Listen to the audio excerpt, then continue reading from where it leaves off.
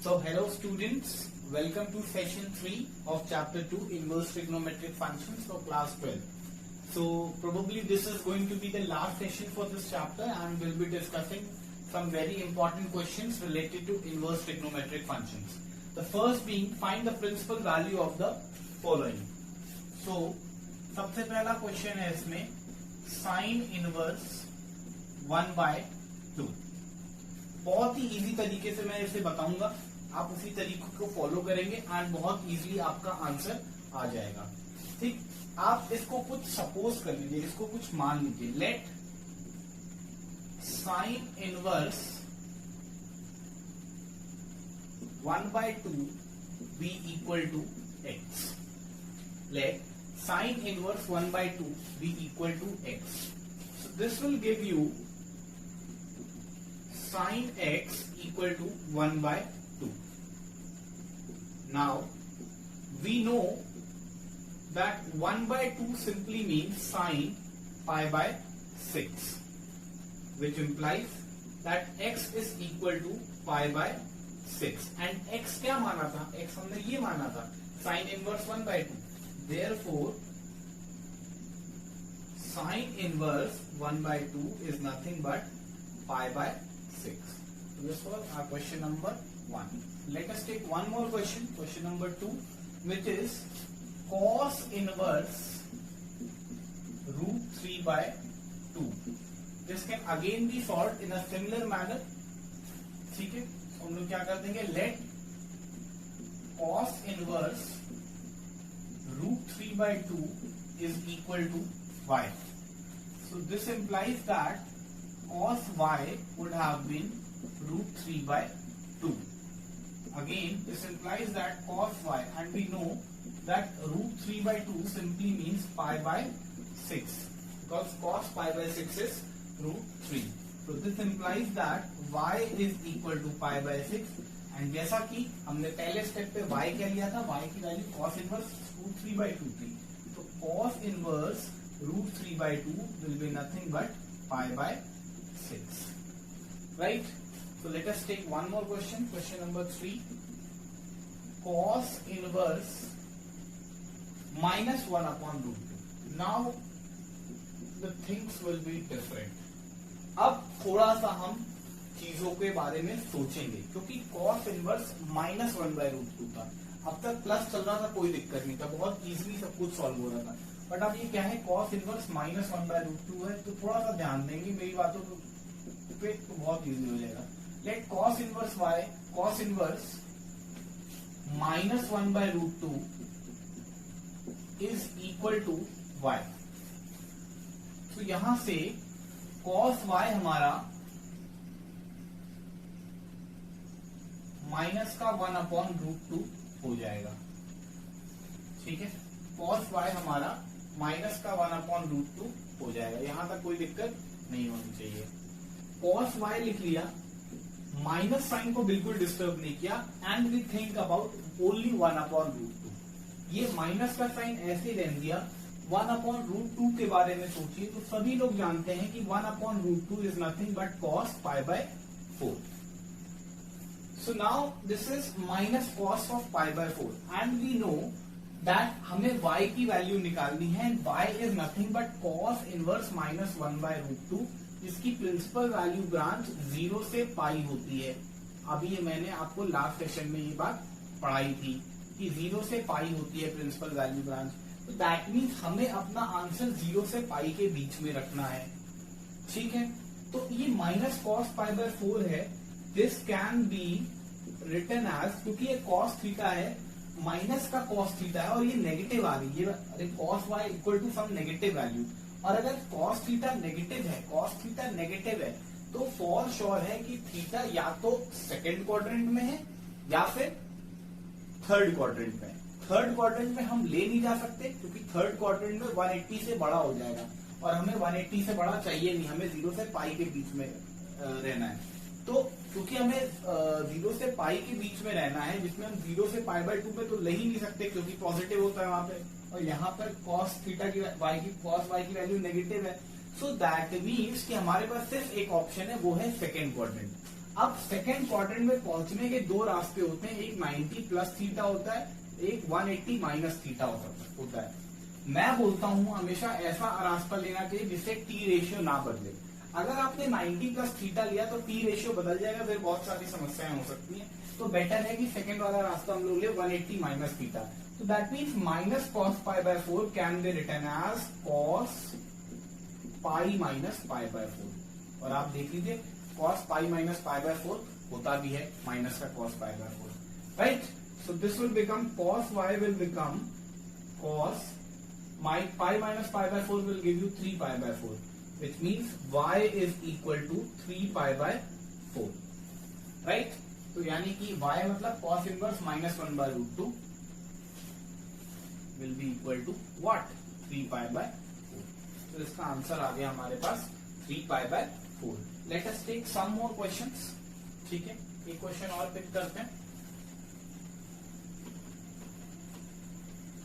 Let us take fourth question, which is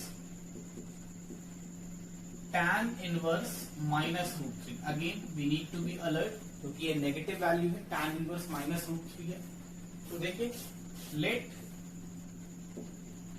tan inverse minus root 3 be equal to y, which simply means कि tan y की value minus root 3 होगी.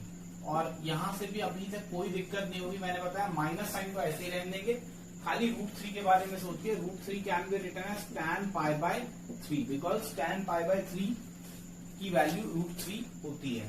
Now this is minus tan pi by 3. अब देखिए tan theta जो है वो negative कहां होता है? वो सेकेंड क्वाड्रेंट में नेगेटिव होता है और फोर्थ क्वाड्रेंट में नेगेटिव होता है. ठीक है, मतलब y की वैल्यू या तो सेकेंड में लाई करेगी या तो फोर्थ में लाई करेगी, उस हिसाब से अगर आपका कैलकुलेशन चल रहा है तो. बट मैं ये बात जानता हूं कि y जो है वो tan इनवर्स माइनस रूट 3 की वैल्यू है, जिसकी प्रिंसिपल वैल्यू ब्रांच जो थी वो क्या थी? माइनस पाई बाय 2 से पाई बाय 2 के बीच में थी. यानी कि y की वैल्यू हमें माइनस पाई बाय 2 से पाई बाय 2 के बीच में ही चाहिए.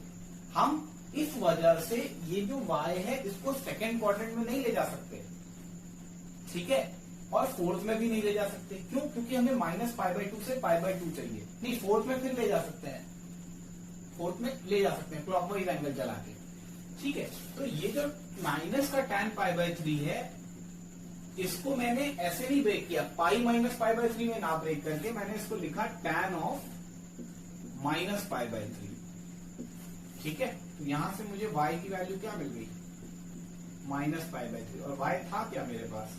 tan inverse minus root 3. ये स्टेप आपको समझना बहुत जरूरी है, बिकॉज अगर मैं इसको लिखता, मैं इसको चाहता माइनस tan पाई बाय 3 को ऐसे भी लिख सकता था कि tan pi minus pi by 3, ऐसे भी लिखता तब भी माइनस tan पाई बाय 3 था. लेकिन ऐसा करने पे मेरे पास 2 पाई बाय 3 आ जाता, और 2 पाई बाय 3 120 डिग्री होता है, जो कि प्रिंसिपल वैल्यू ब्रांच में लाई नहीं करता.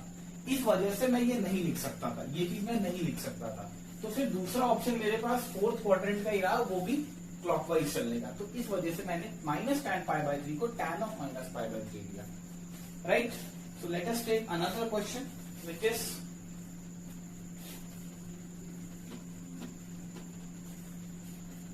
cot inverse root 3.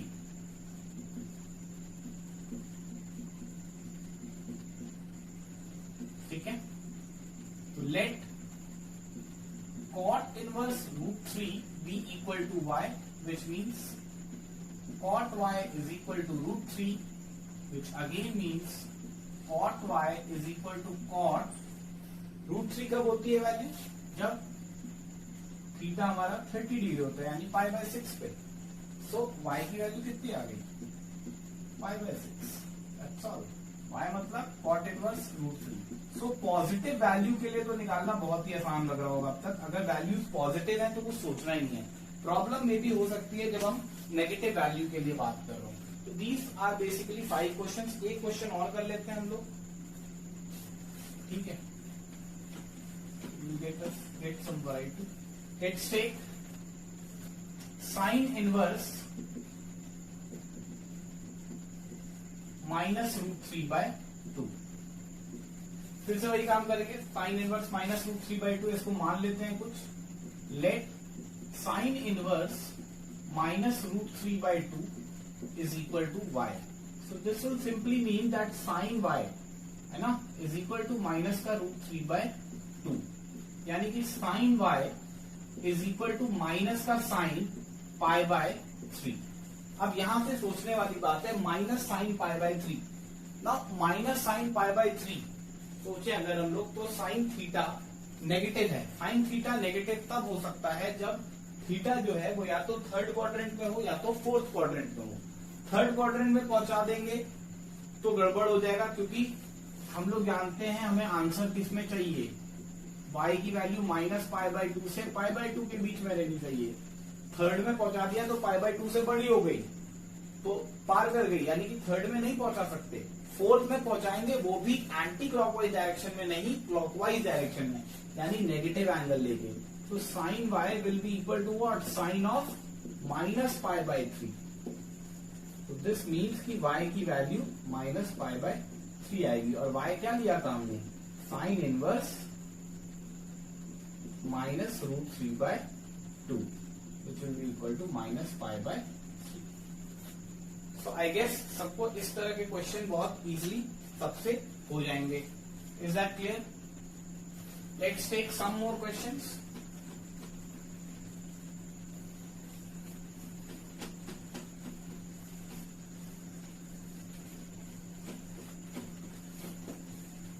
Let's take some more questions. Question is, find the principal value of first question. 2 cos inverse 1/2 plus 3 sin inverse 1/2. So in these type of questions what we can do is, मैं इसकी value calculate कर लूं और इसकी value calculate कर लूं और उसके बाद उसको एक्सप्रेशन में रख दूं। और इनकी वैल्यू कैलकुलेट करना अभी थोड़ी देर पहले मैंने आपको सिखाया था, ठीक है। तो वैसे ही करेंगे हम लोग। Let cos inverse 1/2 be equal to x and sine inverse 1/2 be equal to y। तो यहां से cos x की वैल्यू आ जाएगी 1/2 एंड साइन y की वैल्यू भी आ जाएगी 1/2। सही है। तो यहां से cos x, simply cos x अगर 1/2 है तो cos जो है वो डेफिनेटली π/3 रहा होगा, ठीक है। एंड sin y 1/2 है तो मतलब sin π/6 लिख सकते हैं इसको, बिकॉज sin π/6 1/2 होता है। तो this means x is equal to π/3। Check कर लें हमारा आंसर कि x की वैल्यू π/3 आ रही है, दैट मीन्स 0 से पाई के बीच में। और यहाँ पर y की वैल्यू π/6 आ रही है। अगेन हमारा आंसर सही है, क्यों, क्योंकि π/6 माइनस π/2 से π/2 के बीच में आता है, ठीक है। तो दैट मीन्स ये जो एक्सप्रेशन है, this expression now becomes 2x plus 3y। Therefore 2x plus 3y, हमें ये वैल्यू निकालनी है। तो x हम निकाल चुके हैं, y हम निकाल चुके हैं, हम सिंपली सब्स्टिट्यूट कर देंगे वैल्यू। x की जगह पर π/3 प्लस 3, y की जगह पर π/6। Let's solve it. 2 π/3, 3 1 जा एंड 3 2 जा प्लस π/2। एलसीएम लेके सॉल्व कर लेते हैं, ठीक है। तो 4 pi plus 3 pi, so a wonderful answer 7 π/6। Is that clear to everyone? Let's take one more question. सबको ये क्वेश्चन समझ में आ गया होगा। एक क्वेश्चन और पिक कर लेते हैं।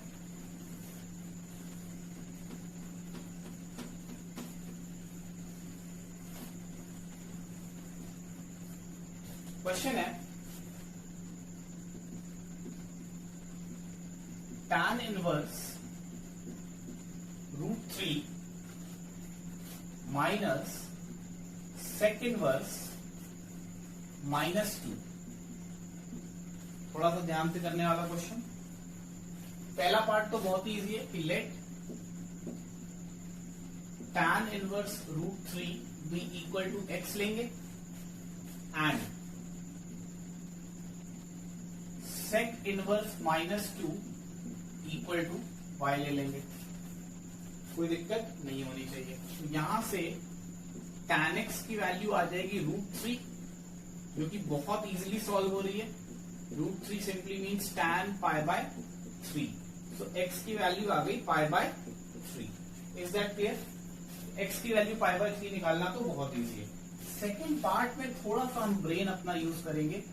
sec y की वैल्यू -2 आएगी, यानी कि sec y तो ऐसे ही है, माइनस ऐसे ही रहने देंगे, माइनस ऐसे ही रहने देंगे। अब हम सोचते हैं कि 2 कब आता है sec की टेबल में। sec की टेबल में 2 कब आता है? तो sec की टेबल में 2 हमारा π/6 पे आता है। sec की टेबल में 2 हमारा π/3 पे आता है। तो this can be written as sec π/3। ठीक है, this can be written as sec π/3। Now this is minus sec π/3। सो इसको हमें चेंज करना पड़ेगा, और इस तरह से चेंज करना पड़ेगा कि एंगल जो है वो 0 से पाई के बीच में रहे। क्यों? क्योंकि हमें y जो है वो 0 से पाई के बीच में रखना है। क्योंकि y हमने क्या माना है? y हमने इस चीज को माना है ना, y हमने ये माना हुआ है। और अगर हमने y ये माना हुआ है तो ऑब्वियसली बात है y should lie in the principal value branch, and principal value branch जो सेक इनवर्स के लिए होती है वो 0 से पाई होती है। ठीक, तो answer -sec π/3 can be written as sec pi minus π/3। ठीक है, यानी कि sec y is equal to sec 2 π/3। सो y इज इक्वल टू 2 π/3। तो y हमारे पास आ चुका है 2 π/3, x हमारे पास आ चुका है π/3, और हमें निकालना क्या था? tan inverse √3। तो tan इनवर्स √3 मतलब x हो गया, माइनस sec इनवर्स -2 मतलब y हो गया। हमें x माइनस y निकालना था एक तरह से।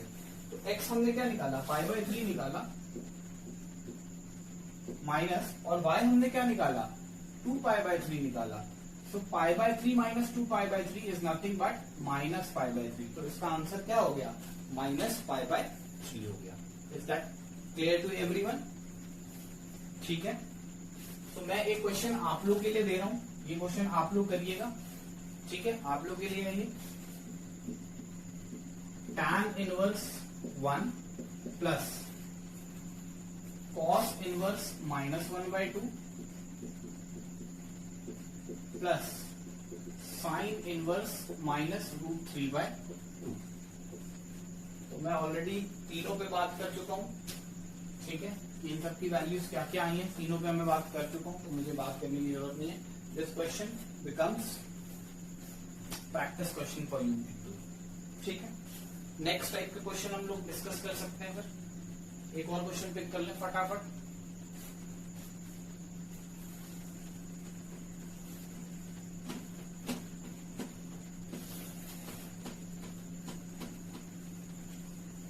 यहां तक सबको बात समझ में आ रही होगी। इट्स ऑल अबाउट प्रैक्टिस, और आपको एक बेसिक चीज याद रखनी है कि जो भी इनवर्स फंक्शन हम निकालेंगे वो इनवर्स फंक्शन की वैल्यू जो है वो हमेशा प्रिंसिपल वैल्यू ब्रांच में लाई करनी चाहिए।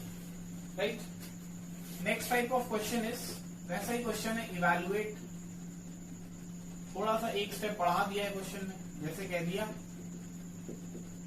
साइन इनवर्स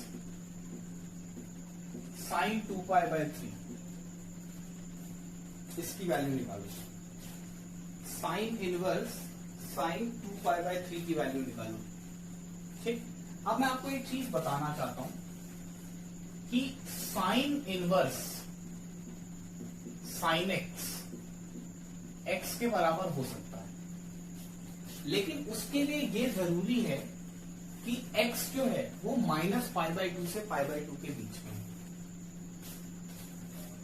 ठीक है, for every x belonging to -π/2 से π/2।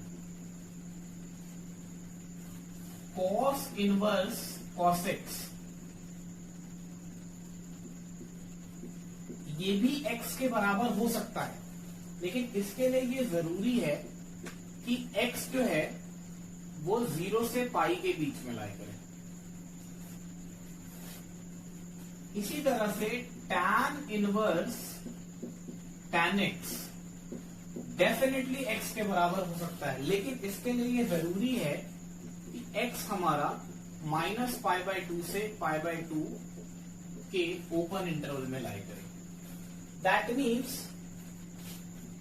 इसी तरह से sec inverse sec x can be equal to x, cosec inverse cosec x can also be equal to x, and cot inverse cot x can also be equal to x, provided all these x should lie in the principal value branch of the corresponding inverse functions. Right? अब मैं सबके लिए नहीं लिखूंगा, आपको सबका principal value branch पता है। तो यहाँ पर बहुत सारे लोग जो है ना इसका आंसर मजे मजे में 2π/3 लिख देते हैं और ये गलत हो जाता है। 2π/3 नहीं हो सकता है, क्योंकि 2π/3 जो है वो -π/2 से π/2 के बीच में नहीं है। तो therefore sine inverse sine 2π/3 can not be equal to 2π/3। इसके लिए हमें क्या करना होगा, इसको हमें चेंज करना होगा। So this can easily be written as sine inverse. अब अगर मैं साइन 2π/3 की बात करूं तो इसको मैं ब्रेक कर लूंगा साइन पाई माइनस π/3 में। ठीक है, साइन इनवर्स साइन 2π/3, 2π/3 को मैंने लिख लिया पाई माइनस π/3। इससे क्या हुआ, this become sign inverse sign and 180 minus theta, ratio change नहीं होगा और एंगल भी पॉजिटिव, आंसर भी पॉजिटिव आएगा। तो this become sine π/3। Now sine inverse sine π/3, this can be written as π/3। क्यों? बिकॉज π/3 जो है वो प्रिंसिपल वैल्यू ब्रांच में लाई कर रहा है। इस वजह से मैं ये लिख सकता हूं कि sine inverse sine π/3 is equal to π/3 because π/3 over here lies in the principal value branch. Is that clear? एक और क्वेश्चन लेते हैं। ये क्वेश्चन तो बहुत ही ज्यादा इंपॉर्टेंट है। Cos inverse cos 13π/6। मैक्सिमम लोग इसका आंसर पता है 13π/6 लिखते हैं, मैक्सिमम लोग। और एमसीक्यू में जब ये क्वेश्चन आता है तो ऑप्शन में भी एक ऑप्शन दिया जाता है 13π/6। और क्यों दिया जाता है? ताकि बच्चा लिखे 13π/6 और मार्क्स कटे। जबकि सोचने वाली बात है, मैंने बोल दिया ना कॉस इनवर्स ऑफ समथिंग। अब ये कॉस इनवर्स फंक्शन है, ये कोई वैल्यू है, तो cos inverse of some value. अब ये पूरा आंसर 0 से पाई के बीच में आना चाहिए प्रिंसिपल वैल्यू रेंज में। अब 13π/6 तो नहीं हो सकता बिकॉज 0 से पाई नहीं है। तो हमने क्या किया, इसको ब्रेक कर लिया। Cos inverse 13π/6 can be written as 2π + π/6। 13 को डिवाइड करो 6 से, 2 + 1/6 आता है, पाई भी है तो कोई दिक्कत नहीं है। और 2π + थीटा यानी फर्स्ट क्वाड्रेंट पॉजिटिव ही आना है, और 2π मतलब नो चेंज यानी cos π/6 हो गया। अब इसका आंसर π/6 हो जाएगा। क्यों? क्योंकि π/6 लाइज इन 0 से पाई। यही बात मैंने आपको बताई थी। ठीक है, एक और क्वेश्चन देख लेते हैं। tan inverse tan 3π/4। अगेन लोग इसका आंसर 3π/4 लिखेंगे, जो कि गलत होगा। क्यों? क्योंकि 3π/4 tan की प्रिंसिपल वैल्यू रेंज नहीं होती है। 3π/4 -π/2 से π/2 के बीच में नहीं है, इसलिए 3π/4 नहीं लिख सकते हैं। हम क्या करेंगे, इसको चेंज करेंगे। tan इनवर्स tan है। Now let's think about 3π/4। It can simply be written as pi minus π/4। हमेशा वो वाला रास्ता अपनाओ जिससे रेशियो ना चेंज हो। भाई 3π/4 मतलब सेकंड क्वाड्रेंट का एंगल। सेकंड क्वाड्रेंट में पहुंचने के दो रास्ते, 90 + थीटा यानी कि 90 + 45 कर सकते थे, या 180 - 45 कर सकते थे, यानी कि π/2 + π/4 या फिर पाई माइनस π/4। फायदा पाई माइनस π/4 करने का, क्योंकि रेशियो ना चेंज होता।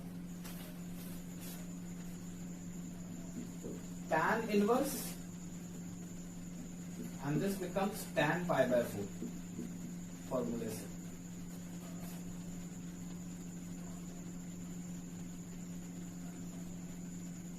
ठीक है, तो tan 3π/4 था। tan 3π/4 can be written as tan pi minus π। 3π/4 can be written as pi minus pi by 4। अब ये क्योंकि पाई माइनस पाई ये सेकंड क्वाड्रेंट में तो माइनस में आएगा answer. tan inverse minus of tan pi by 4, tan inverse minus of tan pi by 4 है। ठीक है, अब इसमें थोड़ा सा आपको दिमाग और लगाना पड़ेगा फिर।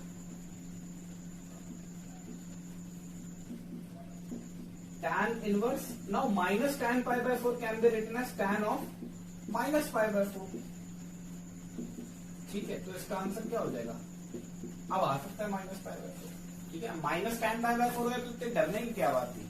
सी मैं कह रहा हूं 3 पाई बाय 4 को आपने लिखा tan pi minus pi by 4, उससे भी नहीं समझ में आया तो आपने सीधा लिख दिया tan 3 पाई बाय 4 की वैल्यू -1 होती है।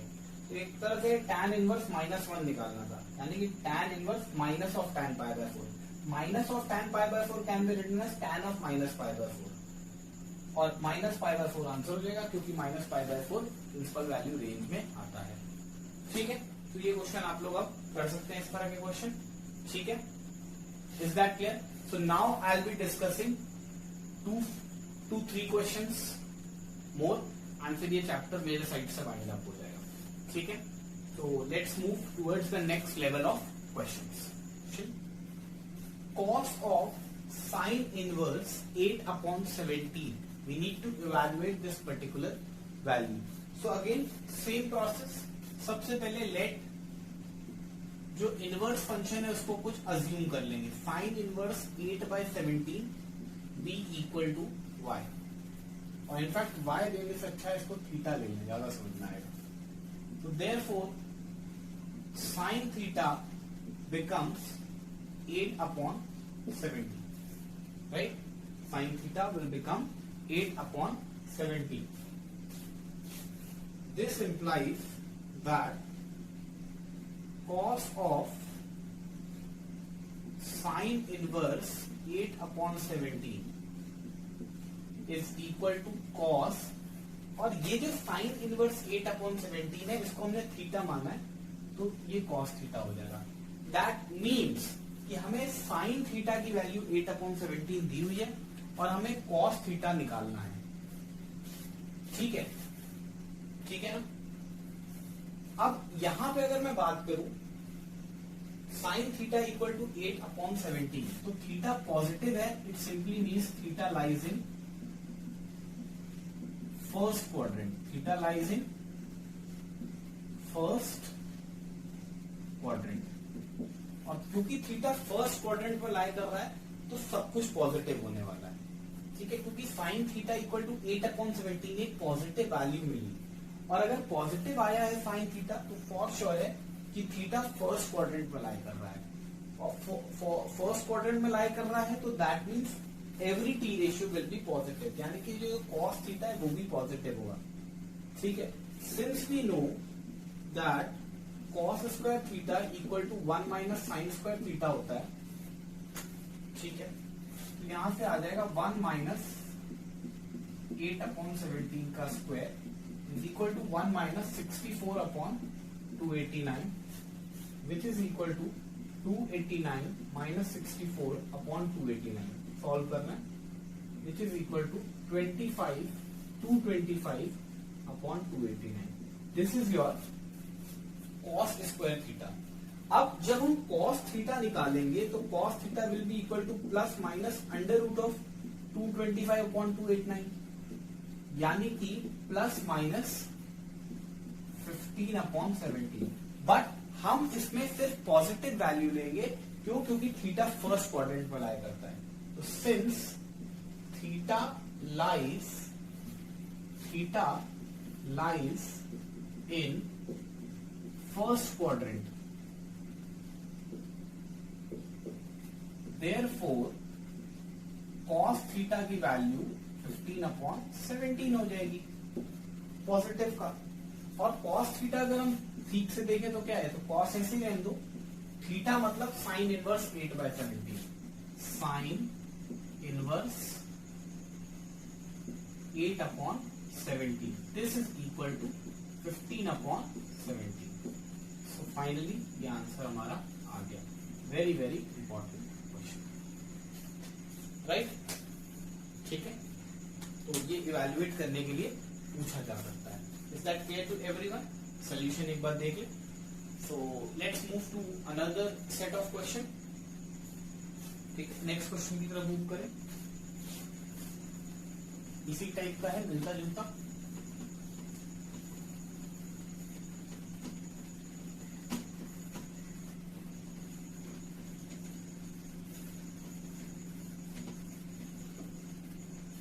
The question is cosec of cos inverse minus 12 by 13. ठीक, बहुत easy question. Again inverse function को कुछ मान लेंगे. Let cos inverse minus 12 by 13 be equal to theta. एक तरह से कोसेक थीटा निकालना है, राइट? तो यहां से कॉस थीटा माइनस 12 अपॉन 13 आ गया.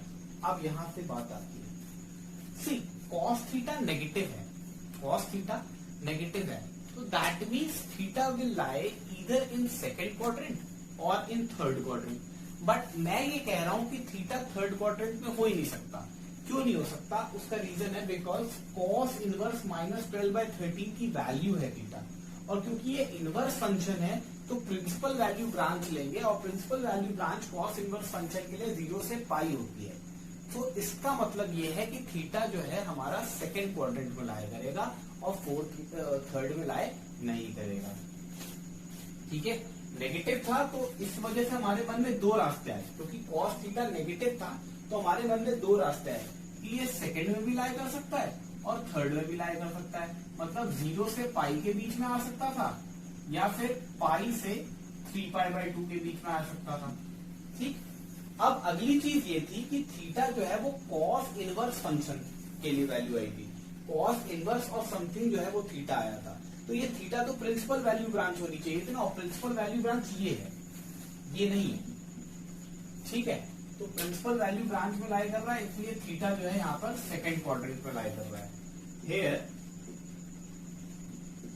Theta lies in second quadrant, right? ये फिक्स हो गई बात. अब इसकी बात करें तो लिखा हुआ है कोसेक और ये वैल्यू थीटा है, तो हमें कोसेक थीटा निकालना है. सो कोसेक थीटा निकालने के लिए हम क्या करें, साइन थीटा निकाल लें, बात बन जाएगी. सभी लोग जानते हैं कि sine square theta is nothing but 1 minus cos square theta, which is equal to 1 minus 12 by 13 का square, which is nothing but 1 minus 144 upon 169, which is again 169 minus 144 upon 169, which is again 25 upon 169. ठीक है, तो this is your sine square theta. तो sine theta कितना हो जाएगा, plus minus under root 25 upon 169, यानी कि प्लस माइनस 5/30, राइट? बट क्योंकि थीटा सेकेंड क्वाड्रेंट में लाई कर रहा है और सेकेंड क्वाड्रेंट में साइन थीटा पॉजिटिव होता है, but theta lies in second quadrant, therefore sine theta positive होगा और हम पॉजिटिव वैल्यू लेंगे 5/13. साइन थीटा हमारा 5/13 आ गया. और हमें निकालना क्या था, हमें निकालना था cosec of cos inverse minus 12 by 13, यानी कि कोसेक ऑफ थीटा. ये तो थीटा ही लिखा है ना, ये तो थीटा लिखा है, तो कोसेक थीटा हमें निकालना था. और अगर हम कोसेक थीटा की बात करें तो कोसेक थीटा मतलब 1 अपॉन साइन थीटा, और 1 अपॉन साइन थीटा मतलब 13/5. ठीक, this is the answer for this particular question. ठीक है, let's take one more question. इसी तरह का एक क्वेश्चन और ले लेते हैं.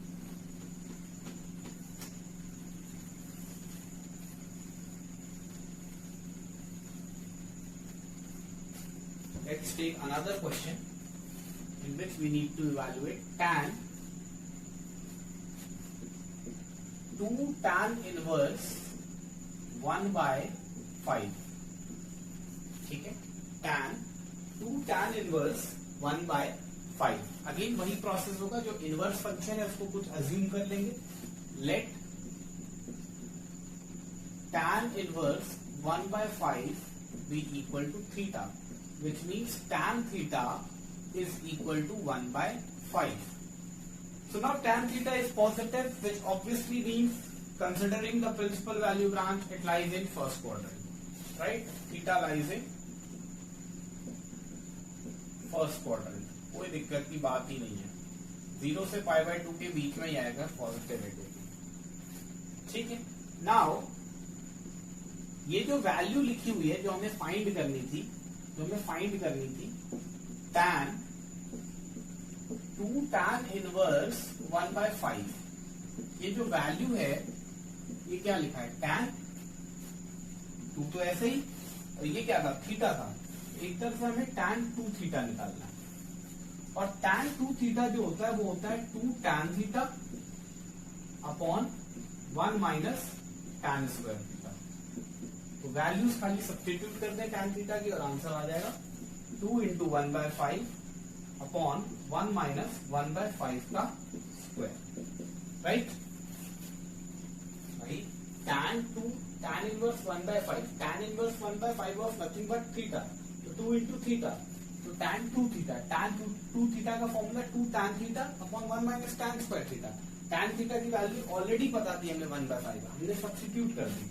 This becomes your 2 by 5 upon 1 minus 1 upon 25, which again becomes 2 by 5 and 1 minus 1 upon 25 becomes 24 upon 25.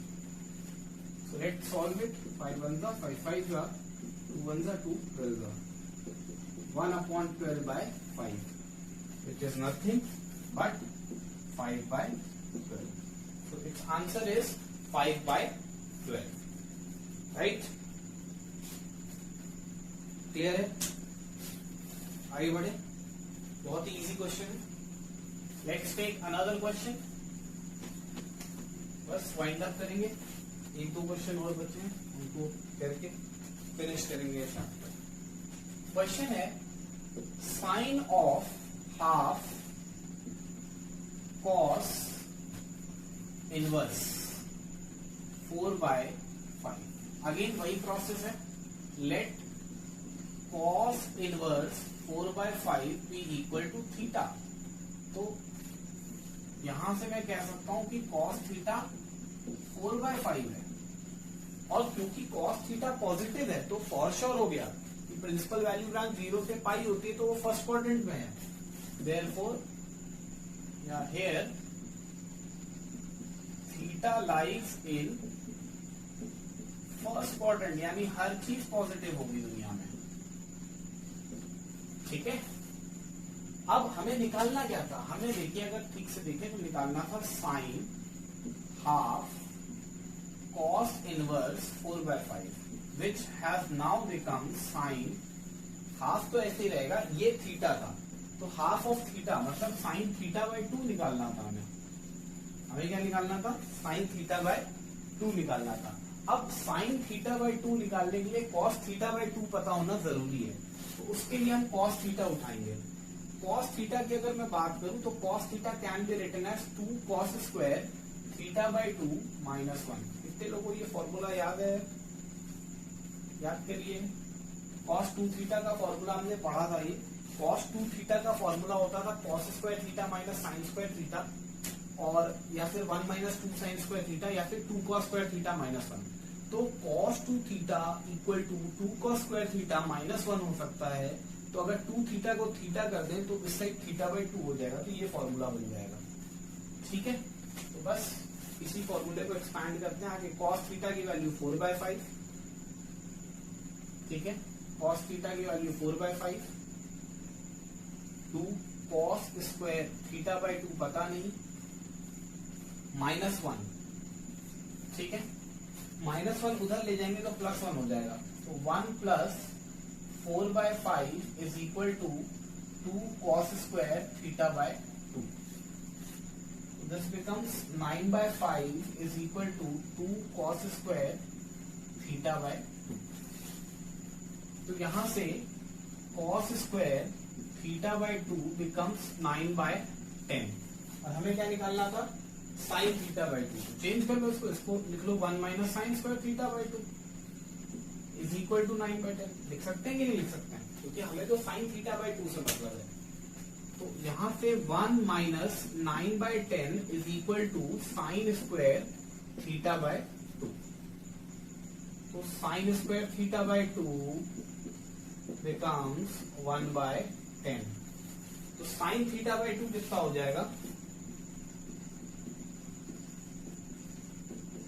Plus minus under root 1 under root 10 out of which मैं positive value लूंगा. खुद सोचो बेटा, अगर थीटा फर्स्ट क्वाड्रेंट में है तो थीटा का हाफ भी तो फर्स्ट क्वाड्रेंट में होगा.